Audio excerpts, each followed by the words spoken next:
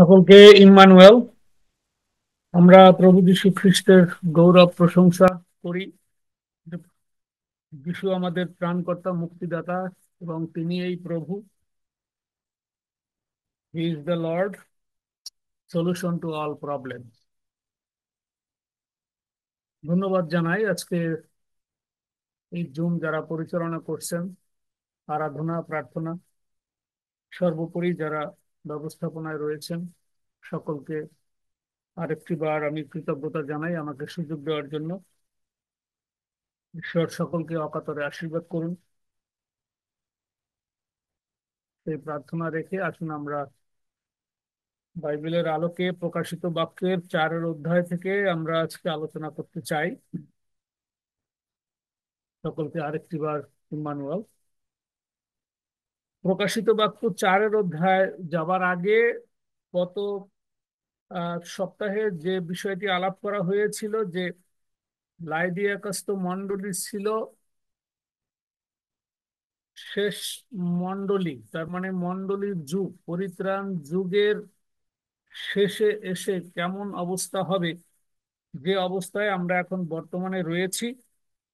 এবং প্রকাশিত বাক্য 3 অধ্যায় 20 পদটি বিশেষ করে বিশাল একটি আহ্বান দিয়ে যিশু যোহনকে বলেছে যে তুমি তাড়াতাড়ি মণ্ডলীগুলিকে বলো যে দেখো, আমি দ্বারে দাঁড়াই আছি ও আঘাত করিতেছি, কেহ যদি আমার রব শুনে ও দ্বার খুলিয়া দেয়, তবে আমি তাহার কাছে প্রবেশ করিব, তাহার সহিত ভোজন করিব, সেও আমার সহিত ভোজন করিবে।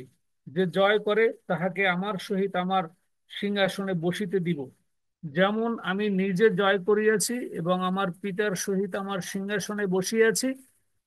যাহার কর্ণ আছে সে শুনুক, আত্মা মণ্ডলীগণকে কি কহিতেছে। শেষ আহ্বান, যীশু খ্রিস্টের শেষ নিবেদন, যে এই যে চার্চের যুগ, অর্থাৎ যিশুর পবিত্র রক্তের নতুন নিয়ম শুরু হওয়ার শেষ পর্যায়ে এখন কি আসতেছে, এই আহ্বান দিয়ে যিশু তার অনুরোধ শেষ করলেন। যে সবাইকে এখনো সতর্ক করছি যে দেখো, আমি তোমার দ্বারে এখনো দাঁড়িয়ে আছি, তুমি যদি আমাকে গ্রহণ না করো, এরপরে আর তুমি সুযোগ পাবে না। এই সেই শেষ মণ্ডলী, 7 মণ্ডলীর যুগ শেষ হওয়ার পর্যায়ে, এই জন্য পৃথিবীর এই অবস্থা। এবং পৃথিবী, আমরা বলি, পাপে জর্জরিত পৃথিবী, সিক সিন ওয়ার্ল্ড। এই জন্য এই শেষ অবস্থায় এসে আমরা ঈশ্বরের যে পরিকল্পনা, তার যে প্রজেক্ট, এই পৃথিবী নিয়ে তার যে পরিকল্পনা, তার যে টাইম লাইন, সেই টাইম লাইনের শেষের দিকে আমরা চলে এসেছি। তার পরিকল্পনার শেষের দিকে, শেষে কি কি বাস্তবায়িত হবে, সেই বিষয়গুলি আমরা আলোচনা করছি। এখন আমরা বলছি যে যিশু শেষবারের মতন গ্রহণের মধ্য দিয়ে প্রত্যেক মণ্ডলীকে বলে দিয়েছে যে আর সময় নেই, এখনো তুমি আমাকে গ্রহণ করো, কারণ র্যাপচারের সময় ঘনিয়ে আসবে। এখন র্যাপচারের সময় কি হবে বললাম, এ পর্যন্ত 19 বার মণ্ডলীর কথা বলা হয়েছে, এখন আর মণ্ডলীর কথা বলার দরকার নাই। কারণ র্যাপচারে আমরা প্রথম থিসলনিকীয় 4 অধ্যায় যাব, সেখানে আমরা দেখব 16-17 পদ, এবং প্রথম করিন্থীয় 15 অধ্যায় যখন ভালো করে পড়বো, তখন আমরা বুঝতে পারবো যে এমন এক প্রতিধ্বনি আসবে, উপর থেকে ডাক আসবে, বলবে আইসো, স্বর্গের দ্বার খোলা, আইসো, ডাক দিবে। এবং সেই ডাকে প্রথমে যত বিশ্বাসী আছে যারা এর আগ পূর্বে মারা গিয়েছেন, সেই মৃত বিশ্বাসীরা কবর ফেটে তারা উঠে উপরে চলে যাবে। আর ওই সময় দ্বিতীয় প্রতিধ্বনিতে যারা জীবিত, তারাও উপরে উঠে চলে যাবে। তাহলে সমস্ত বিশ্বাসী উপরে চলে গেল। এখন কি হইল? একদম পৃথিবী নিস্তব্ধ হয়ে যাবে তখন। এত ভয়ঙ্কর সেই অবস্থা, যারা যেতে পারবে না। তখন অনেকগুলি অ্যাক্সিডেন্ট হবে, তাই না? র্যাপচারের সময় কি হবে? যদি কোনো ডাক্তার বিশ্বাসী হয়, হয়তো তার অপারেশনের সময় সে অর্ধেক অপারেশন করছে, তখন যদি সেই প্রতিধ্বনি হয়, তখন সে চলে যাবে। তাহলে সেই অপারেশন কে সম্পন্ন করবে? এবং সেই রুগী এবং রুগীর যে অভিভাবক থাকবে, তাদের পরিস্থিতিটা কি হবে?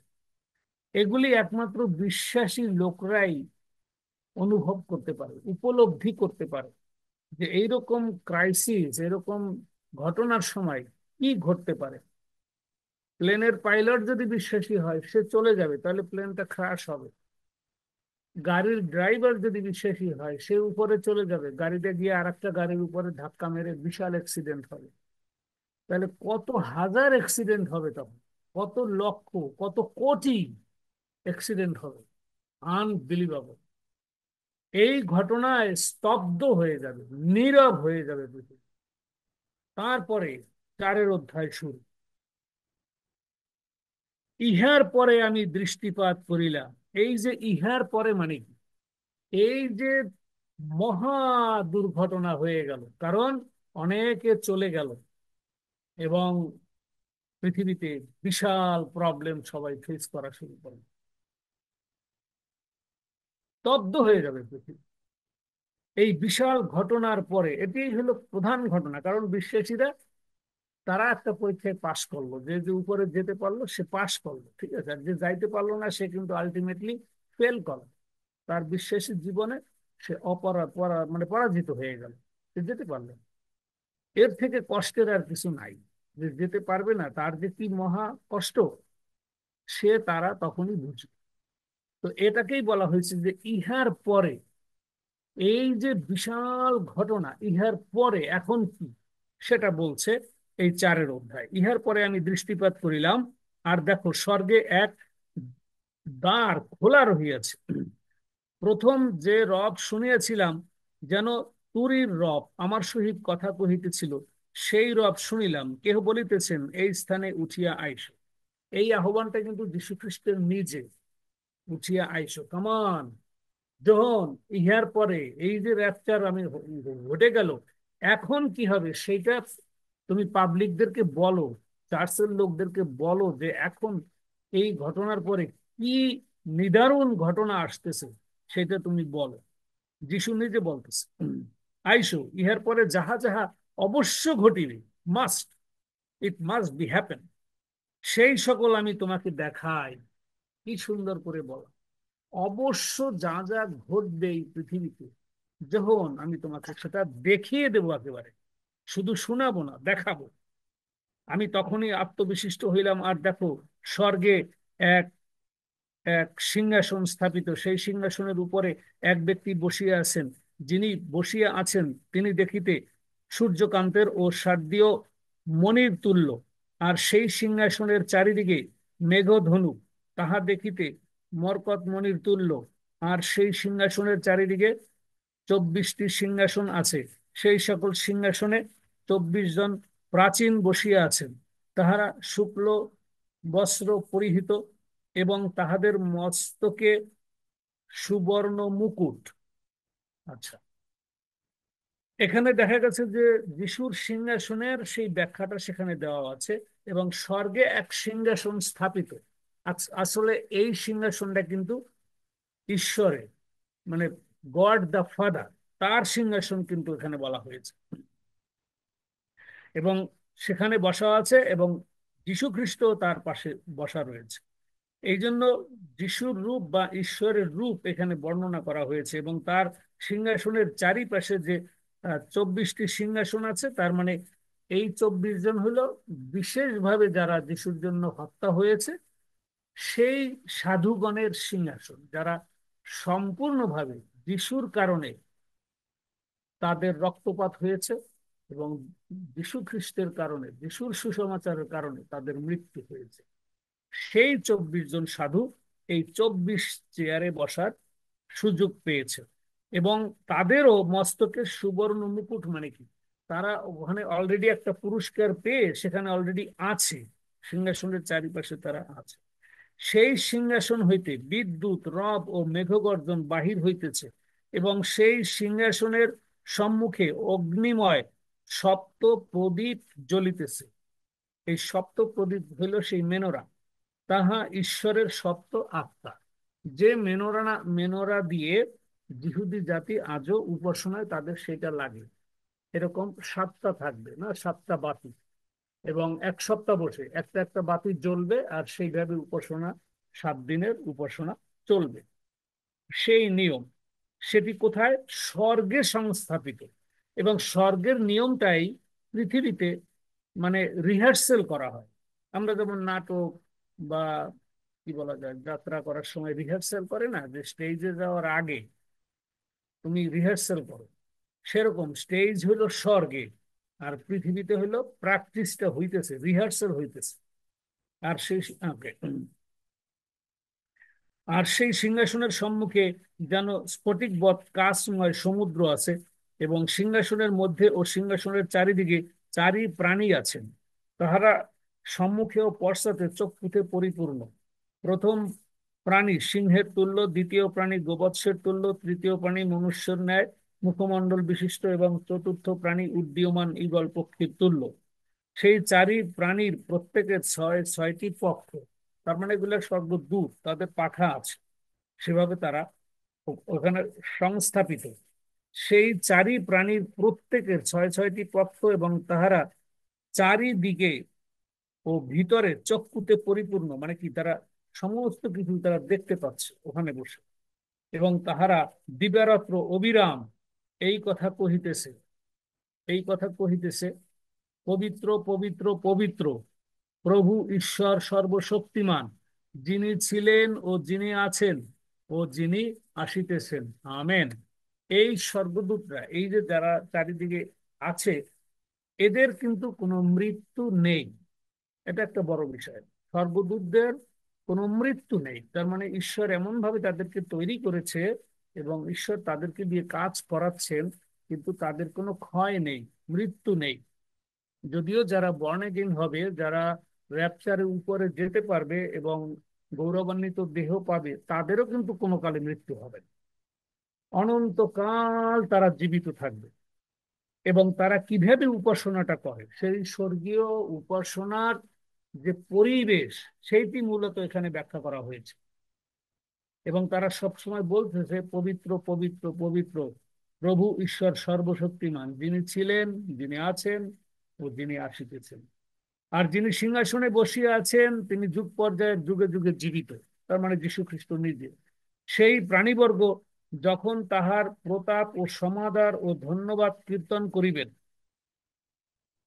তখন যিনি সিংহাসনে বসিয়া আছেন তাহার সম্মুখে ওই 24 জন প্রাচীন প্রণিপাত করিবেন, এবং যিনি যুগ পর্যায়ের যুগে যুগে জীবন্ত, তাহার ভজনা করিবেন। আর আপনি আপন মুকুট সিংহাসনের সম্মুখে নিক্ষেপ করিয়া বলিবেন, হে আমাদের প্রভু ও আমাদের ঈশ্বর, তুমি এই প্রতাপ, সমাদর, পরাক্রম গ্রহণের যোগ্য, কেননা তুমি এই সকলই সৃষ্টি করিয়াছ, এবং তোমার ইচ্ছা হেতু সকলই অস্তিত্ব প্রাপ্ত ও সৃষ্ট হইয়াছে। এখানে একেবারে আদিতে চলে গেছে, অস্তিত্ব প্রাপ্ত, কিছুই ছিল না, nothing was there, but there was a cause, মানে ঈশ্বর ছিলেন। সেই ঈশ্বরই সমস্ত কিছু অস্তিত্ব প্রাপ্ত, মানে দৃশ্যমান করেছে। এবং এখানে পবিত্র পবিত্র তিনবার কেন বলা হয়েছে? ঈশ্বর আত্মা, বাক্য যিশুর আত্মা, এবং পবিত্র আত্মা, এবং হোলি, হোলি অ্যান্ড হোলি, এই জন্য বলা হয়েছে পবিত্র পবিত্র পবিত্র। এটা ব্যাখ্যা এরকম। আর মুকুট, যারা সেই যিশুর কারণে যারা সিংহাসনে আছে, তারা যে বিজয় মুকুট পেয়েছে, সেই মুকুট হইল তাদের, তাদের সম্মানার্থে তাদেরকে দেওয়া হয়েছে, যে তারা যে সম্মানে ভূষিত হয়েছে, সেই মুকুট দেওয়া হয়েছে। কিন্তু উপাসনা যখন স্বর্গে হয়, সেই উপাসনার সময় সেই দূতগণ, প্রাচীনগণ এবং সাধুগণ, তারা তাদের সেই মুকুটকে নিজেরা ধারণ করে না, সেটিকে ঈশ্বরের চরণে এইভাবে রাখে। তার মানে সবই তার। এই জন্য পুরস্কৃত হয়েছে, মুকুট পাইলেও সেই মুকুট তারা সেই স্বর্গীয় উপাসনার সময় তাদের নিজস্ব গৌরব, প্রশংসা, সমস্ত কিছু ঈশ্বরের পায়ের কাছে রাখে। মানে ঈশ্বরের যে পবিত্র, মহাপবিত্র যে বেদী সেখানে স্বর্গে রয়েছে, সেই মহাপবিত্রতার কাছে আমাদের যে সামান্য আহ গৌরব প্রশংসা যদি আমরা কোনো মুকুট আমরা পাই ঈশ্বরের কাছ থেকে, সেটিও আমাদের নয়। আমরা কোনো গৌরব ওইভাবে বহন করতে পারি না ঈশ্বরের সামনে। এই জন্য সমস্ত কিছু তার সিংহাসনের কাছে রাখতে হবে, সেটা রাখতে হয়, এবং সেটা স্বর্গীয় নিয়ম। হে আমাদের প্রভু, 11 পদটা এত সুন্দর বলছে, হে আমাদের প্রভু, আমাদের ঈশ্বর, তুমি এই প্রতাপ, সমাদর ও পরাক্রম গ্রহণের যোগ্য, আমরা না। এই জন্য প্রভু, আমার এই সমস্ত কিছু আমি, এখানে বলা আছে নিক্ষেপ করা, মানে কি, এটা বিশাল। সেই মন্দির কত আমরা জানি যে, যেটা নেমে আসবে জেরুজালেম, 1500 মাইল লম্বা, 1500 মাইল দৈর্ঘ্য। এত বড় স্বর্ণ মন্দির জেরুজালেম উপরে প্রতিস্থাপিত আছে, ওটা নেমে আসবে। তো এটা কল্পনা করে আগে ভাবতে হবে, ঠিক আছে? আমরা অনেকে আছে যে সাধারণত পদ্মা নদী যে দেখে নাই, তারে আপনি সারাদিন গল্প করেও পদ্মা নদীর কিছুই বুঝাইতে পারবেন না। ঠিক একই অবস্থা, যে এই বিষয়গুলি অনুধাবন করা খুব কঠিন, কিন্তু যারা উপরে যেতে পারবে তারা সেটা দেখতে পারবে। এটা গেল 4-এর অধ্যায়। তো 4-এর অধ্যায়ের মেইন বিষয়গুলি এটি, এই যে বিশাল নিস্তব্ধতার পরে স্বর্গের দ্বার খোলা, এবং কি হতে যাচ্ছে। স্বর্গের দ্বার খোলা মানে কি, স্বর্গদ্বারে উন্মুক্ত হয়ে সবকিছু ব্যাখ্যা করা হইলো। এখন ওখান থেকে এই যে সপ্ত আত্মা, তাদের হাতে যে সমস্ত এই পৃথিবী ধ্বংসের যে অভিশাপগুলি আসে, সেইগুলি এখন আস্তে আস্তে নেমে আসবে, দ্বার খোলা। এই যে মহাবিপদ আসতেছে, ঈশ্বরের wrath of God, ঈশ্বরের অভিশাপ নেমে আসবে। বিশাল ব্যাপার, বিশাল, বিশাল ব্যাপার। এবং আমরা যদি এখন 5-এর অধ্যায় পড়ি, ঈশ্বরের মেষশাবকের, আছে ঈশ্বরের মেষশাবকের স্বর্গীয় মহিমা। এখন নাম্বার 4, নাম্বার 4 আমরা দেখলাম যে সেখানে লিভিং ক্রিয়েচার আছে হ্যাভেনে, অ্যান্ড হ্যাভেনলি ওরশিপ। সেটা মানে এনভায়রনমেন্ট, দি হ্যাভেনলি ওরশিপ এনভায়রনমেন্ট, সেটিকে এক্সপ্লেন করা হয়েছে এখানে সুন্দরভাবে, বিউটি। এইবারে ঈশ্বরের মেষশাবকের স্বর্গীয় মহিমাটা কি, 5-এর অধ্যায় যদি আমরা যাই, প্রকাশিত বাক্য 5-এর অধ্যায়, চ্যাপ্টার 5।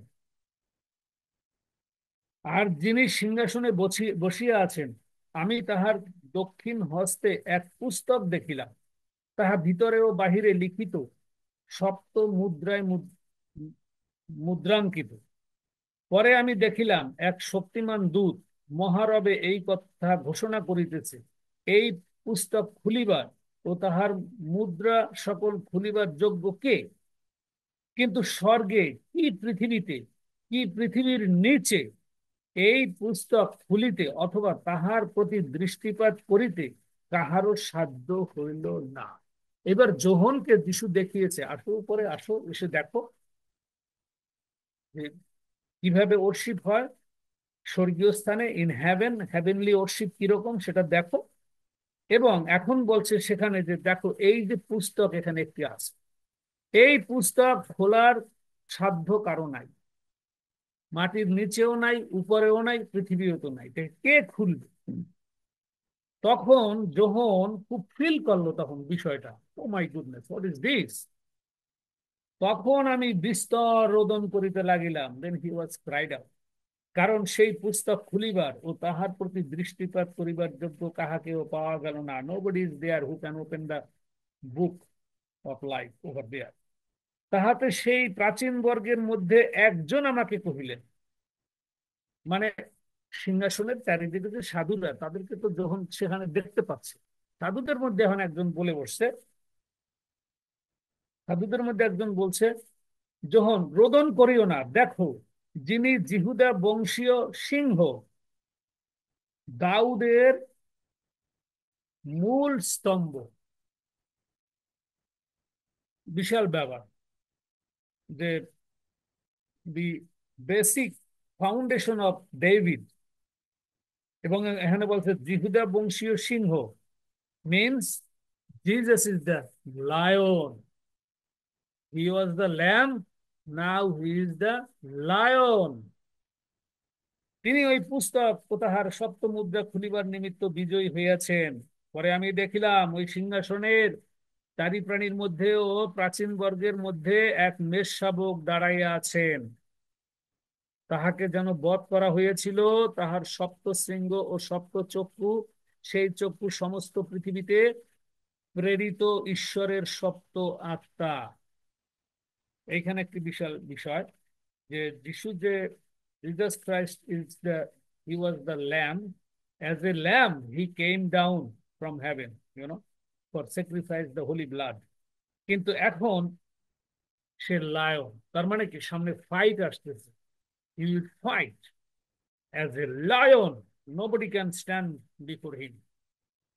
সেই ক্ষমতা নিয়ে যিশু আসছে। এই জন্য বলছে এখানে সেই মেষশাবক এবং সে হত হয়েছিল। তার যে সপ্ত শৃঙ্গ, এই সাতটি শৃঙ্গ মানে আমরা বলি সিং, এই সপ্ত শৃঙ্গ হইল পাওয়ার, পাওয়ার অফ জিজাস ক্রাইস্ট।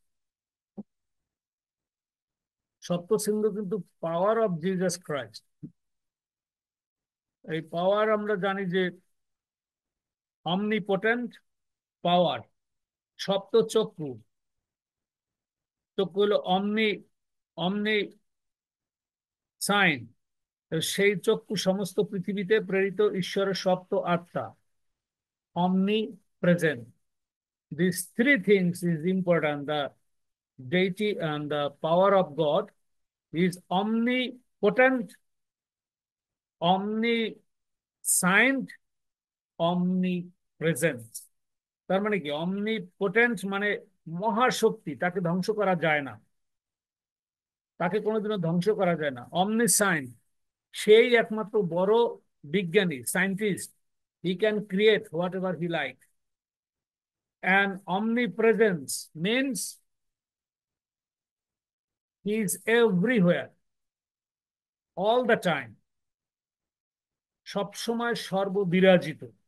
এই ক্ষমতার অধিকারী যীশু খ্রিস্ট নিজে। হি is the god, he is the Lord, he is Elohim god, Jesus Christ. Amen.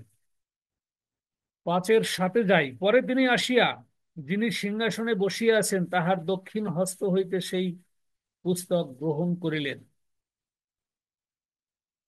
তিনি যখন পুস্তকখানি গ্রহণ করেন তখন ওই চারি প্রাণী ও 24 জন প্রাচীন মেষশাবকের সাক্ষাতে প্রণিপাত করিলেন। তাহাদের প্রত্যেকের কাছে একটি বীণা সুগন্ধি ধূপে পরিপূর্ণ স্বর্ণময় বাটি ছিল। সেই ধূপ পবিত্রগণের প্রার্থনা স্বরূপ।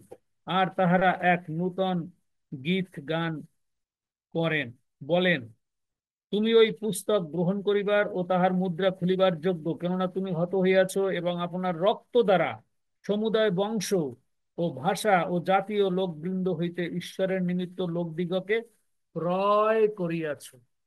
মানে যিশুর আত্মা বায়না দেয় যখন বর্ন এগেইন হয়। তার মানে যিশুর রক্তে, blood, holy blood of Jesus Christ washed away our sin, and that way he purchased us, মানে যিশু আমাদেরকে ক্রয় করেছেন, কিনেছেন তার পবিত্র রক্ত দ্বারা। বিশাল ব্যাপার। এবং সেই যে ধূপ রয়েছে, তার মানে সেই প্রার্থনাগুলি হলো ধূপের সঙ্গে তুলনা করা হয়েছে। যত প্রার্থনা ঈশ্বরের নামে করা হয়েছে। এবং ভাষা ও জাতির লোকবৃন্দ, নানা জাতি বর্ণ, শিক্ষিত অশিক্ষিত, সমস্যা নাই, যারা এই যিশুর রক্তে বিশ্বাস করেছে তাদেরকেই যিশু ক্রয় করিয়াছে, যেন তারা আর বিনষ্ট না হয়।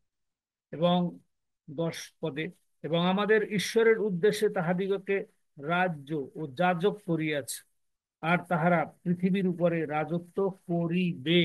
Again the future tense, in the millennium reign it will happen. Oh my goodness. এখন এখান থেকে মেইনলি জিহুদা বংশীয় লোকগুলি কিন্তু যিশুর সঙ্গে রাজত্ব করবে, বিচার করবে। ওই 1000 বছর কিরকম হবে পৃথিবীটা, কত সুন্দর পৃথিবী আসতেছে, আনবিলিভেবল। এত সুন্দর পৃথিবী যেখানে কোনো পাপ নাই, মন্দতা নাই, কান্না নাই, রোগ পীড়া নাই, no anything bad, nothing is there, everything is holy over there. সেইখানে রাজত্ব করবে তারা, যারা এই যারা যিশুকে গ্রহণ করেছে বা বর্ন অ্যাগেন হয়েছে তারা। পরে আমি দৃষ্টিপাত করিলাম এবং সেই সিংহাসনের ও প্রাচীন বর্গের চারিদিকে অনেক দূতের রব শুনিলাম, তাহাদের সংখ্যা অযু গুণ অযু, সহস্র গুণ সহস্র। তাহারা উচ্চে স্বরে কহিলেন, তার মানে কত স্বর্গদূত সেখানে রয়েছে, অগণিত স্বর্গদূত, এবং তারা কোনোদিনও মারা যায় না। They will never destroy, not dying, all the holy people over there. এবং যত লোক গ্লোরিফাইড বডি পাবে সবাই সেখানে আছে, থাকবে। এখানে একটা কথা হয়েছে ফিউচার টেন্স, মিলেনিয়ামে হবে। এখন আগে অভিশাপ, অভিশাপের পরে সেই মিলেনিয়াম হবে, পৃথিবী ধ্বংস হবে তারপরে। কিন্তু এই সহস্র সহস্র দূতগণ কি কথা বলতেছে? মেষশাবক যিনি হত হইয়াছিলেন, তিনি এই পরাক্রম ও ধন ও জ্ঞান ও শক্তি ও সমাদর ও গৌরব ও ধন্যবাদ, প্রেজ দ্য লর্ড, হালেলুয়া, এই সকল গ্রহণ করিবার যোগ্য। তার মানে কি? সমস্ত কিছু যীশু খ্রিস্ট কেন্দ্রিক। যিশু, Yeshua, Joshua, Elohim, Adonai, Yahweh, praise the Lord, his holy name, mighty name, এবং সমস্ত কিছু তার। মানে উই আর নাথিং। আমরা এখানে, আমরা অনেক সময় বলি ধুলি মাত্র, তার মানে কি? ধুলির থেকেও অধম। তার মানে এত বিশাল সৃষ্টি আর এত বিশাল নিগূঢ় তত্ত্ব, মিস্ট্রি, আনবিলিভেবল, ফিল করা খুব কঠিন। পরে স্বর্গে ও পৃথিবীতে ও পৃথিবীর নিচে ও সমুদ্রের উপরে যে সকল সৃষ্ট বস্তু এবং সেই সকলের মধ্যে যাহা কিছু আছে, সমস্তেরই এই বাণী শুনিলাম। তার মানে সৃষ্টি কথা বলে, তার কথা গাছ শুনে, বাতাস শুনে, চন্দ্র, সূর্য, তারকা, যত সৃষ্টি আছে সবাই যিশুর বাক্য কথা শুনতে পারে, বুঝতে পারে। বিশাল ব্যাপার। যিনি সিংহাসনে বসিয়াছেন তাহার প্রতি ও মেষ শাবকের প্রতি ধন্যবাদ এবং সমাদর, গৌরব ও কর্তৃত্ব যুগ পর্যায়ের যুগে যুগে বর্তুক। আমেন। আর সেই চারি প্রাণী কহিলেন আমেন। আর সেই প্রাচীনেরা প্রণিপাত করিয়া ভর্জনা করিলেন। স্বর্গীয় উপাসনার যে পাওয়ার অফ গড, সেটা যোহনকে সমস্ত কিছু বুঝিয়ে দিলেন যিশু। আসো দেখো, যাতে তুমি নিশ্চিত হয়ে এই সাত মণ্ডলীকে তুমি বলতে পারবা। তুমি যদি নিশ্চিত না হও তাহলে কি করে তাদেরকে বলবা? তোমার টাইম নাই, তুমি এটা লিখে তারপর আমি তোমাকে নিয়ে আসবো। দিস ইজ দ্য শেষ চিঠি, যিশুর লেখা চিঠি। যিশু নিজে চিঠি লিখেছেন সমগ্র মানুষের জন্য, সাত মণ্ডলীর মধ্য দিয়ে, সাত যুগ দিয়ে এই পৃথিবী শেষ হবে। এই শেষ যুগে আমরা আছি। যিশু নিজে চিঠি লিখে দিয়েছেন যোহনের হাতে, যোহন এখন তুমি বুঝে নাও। এবং আমরা জানি যে দানিয়েল পুস্তকে একটু পাঠ না করলে সমাপ্ত হয় না। সেটি হলো দানিয়েল পুস্তকের 9 অধ্যায় যদি আমরা যাই, যখন গাব্রিয়েল দূত আসলো তখন কি বলল? তোমার দানিয়েল ভগবাদীকে বলছে যে দানিয়েল, দানিয়েল তুমি তো প্রীতির তোমার প্রার্থনা গৃহীত হয়েছে, এখন তুমি দর্শনগুলি বুঝে নাও। কিন্তু দর্শনগুলি এখনই বলার দরকার নাই, ওটাকে তুমি সিল করে রাখো। আর সেই সিল করে রাখছে দানিয়েল ভগবাদীর সময়ে। আর সেটা প্রকাশিত হইলো এসছে কত বছর পরে? যোহনের মধ্য দিয়ে, আহ অর্থাৎ 96 খ্রিস্টাব্দের দিকে আইসা যখন এটাকে লিখলো, বেশ কয়েক বছর পর, কয়েকশো বছর পর। তোমার নিমিত্ত, ওকে, এখন আমরা পড়ি তাহলে 24 থেকে, 9 অধ্যায় 24, দানিয়েল, দানিয়েল চ্যাপ্টার 9 ভার্স 24। তোমার জাতির ও তোমার পবিত্র নগরের সম্বন্ধে 70 সপ্তাহ নিরূপিত হয়েছে। 70 সপ্তাহ হলো টোটাল টাইম, ইহুদি জাতির সঙ্গে ঈশ্বরের শেষ বোঝাপড়া হবে। শেষ সপ্তাহ হইল এই এই এই যাতনার কাল, মানে র্যাপচারের পরে 7 বছর।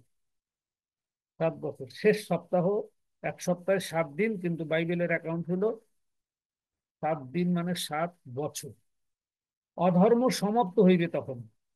এখন এই সময় এসে কি হবে? সমস্ত অধর্ম শেষ করিবার জন্য, পাপ শেষ করিবার জন্য, এবং অপরাধের প্রায়শ্চিত্ত করিবার জন্য, অনন্তকাল স্থায়ী ধার্মিকতা আনয়ন করিবার জন্য, দর্শন এবং ভাববাণী মুদ্রাঙ্কিত করার জন্য, মহাপবিত্রকে অভিষেক করিবার জন্য। মহাপবিত্র মানে কি? মিলেনিয়ামে আর কোনো অন্যায় নাই, মহাপবিত্রতা আসতেছে। এই পাপে জর্জরিত এই বর্তমান পৃথিবী 25। অতএব তুমি জ্ঞাত হও, বুঝিয়া লও, জেরুসালেমকে পুনঃস্থাপন ও নির্মাণ করিবার আজ্ঞা বাহির হওয়া অবধি অভিষিক্ত ব্যক্তি নায়ক পর্যন্ত 7 সপ্তাহ আর 62 সপ্তাহ হইবে। তার মানে রাজা আর্টিজেক্সের যখন জারি করলো জেরুজালেমকে পুনঃস্থাপন করার জন্য, সেই সময় থেকে জিহুদি জাতির সঙ্গে যিশুর 70 সপ্তাহের আয়ুষ্কাল। তার মানে এই 70 সপ্তাহের মধ্যে পৃথিবী শেষ হবে। তাহলে যিশু পর্যন্ত গেছে 69 বছর। এখন পরিত্রাণের যুগ হইল ফাঁকা, সবার জন্য পরিত্রাণ। শেষে আইসা যে 1 সপ্তাহ হবে, সেই 1 সপ্তাহের ঘটনা আমরা এখন প্রকাশিত বাক্যে আলাপ করতেছি। 1 সপ্তাহ মানে 7 বছরে কি কি ঘটনা ঘটবে, এখানে দানিয়েল ভগবতীকে আগেই বলে দিয়েছে দূত। ওকে, এরপরে বলছে 7 সপ্তাহ আর 62 সপ্তাহ ইহা চক ও পরীক্ষা সহ পুনরায় নির্মিত হইবে। কখন হইবে? সংকটকালেই হইবে। এই সংকটকাল মিনস ট্রিবুলেশন, 7 বছরের ট্রিবুলেশন, যেটা জেরোমীয় 30-এর অধ্যায় 7 পদে আপনারা পাবেন। সেই 62 সপ্তাহের পরে অভিষিক্ত ব্যক্তি উচ্ছিন্ন হইবে এবং তাহার কিছুই থাকিবে না। মানে যিশু আসবে, যিশু চলে যাবে। আর আগামী নায়কের প্রজারা নগর ও ধর্ম ধাম বিনষ্ট করিবে। যিশু আসবে, চলে যাবে, পরিত্রাণের বছর শেষ হবে। তারপরে 7 বছরের সময় কি হবে? আগামী নায়কের প্রজারা মানে যিশুর প্রজারা, মানে যিহুদি জাতির লোকরা, তারা ধর্মধাম বিনষ্ট করিবে ও প্লাবন দ্বারা তাহাদের শেষ হইবে, এবং শেষ পর্যন্ত যুদ্ধ হইবে, ধ্বংস বিধ্বংস নিরূপিত। 1 সপ্তাহ পর্যন্ত তিনি অনেকের সহিত দৃঢ় নিয়ম করিলেন। যিশুর নিয়ম করে দিছে যে শেষের যে সপ্তাহটা, এই যে যিহুদি জাতি এই পৃথিবীতে তোমরা আছো, শেষ সপ্তাহে তোমাদের সাথে বোঝাপড়া হবে। এইটা এখন লিখে রাখো। শেষ সপ্তাহের পরে এই পৃথিবী শেষ, নতুন পৃথিবী শুরু, মিলিনিয়াম শুরু হবে। সেই সপ্তাহের অর্ধকালে মানে এই 7 বছরের অর্ধেক কালে যজ্ঞ ও নৈবেদ্য নিবৃত হইবে। তার মানে ওখানে একটি মন্দির হবে, সেখানে যজ্ঞ হবে, সেই যজ্ঞ নিবৃত হবে। পরে ঘৃণাহ বস্তু সকলের পক্ষের উপরে ধ্বংসাত্মক আসিবে, এবং উচ্ছিন্নতা, নিরূপিত উচ্ছিন্নতা পর্যন্ত ধ্বংসকের উপরে ক্রোধ বর্ষিত হবে। আমেন। ঈশ্বরের বাক্য, এখানে আমাদের কিচ্ছু করার নাই। এখন এই 5, 4 এবং 5-এ স্বর্গীয় আরাধনার সবকিছু দেখানো হইলো। স্বর্গের দ্বার এখন খোলা। এখন ওইখান থেকে সপ্তদূতের হাতে যে অভিশাপের বাটি রয়েছে সেগুলি খোলা হবে এবং পৃথিবীতে ঢালা হবে। সেগুলি আমরা আলোচনা করব 6-এর অধ্যায় থেকে। এই পর্যন্তই আজকে আমাদের মূল বিষয় হলো যিশু কেন্দ্রিক সবকিছু, এবং যারা বর্ন এগেইন হবে তারা সেই মুকুট পাবে এবং স্বর্গীয় আরাধনা তারা দেখতে পারবে, করতে পারবে। এটিই আমাদের জন্য বিশাল পাওয়া। এটাকেই বলা হয় অনুগ্রহ, অনুদান, গ্রেস ফ্রম জিসাস ক্রাইস্ট। সবাইকে Emmanuel. God bless you all.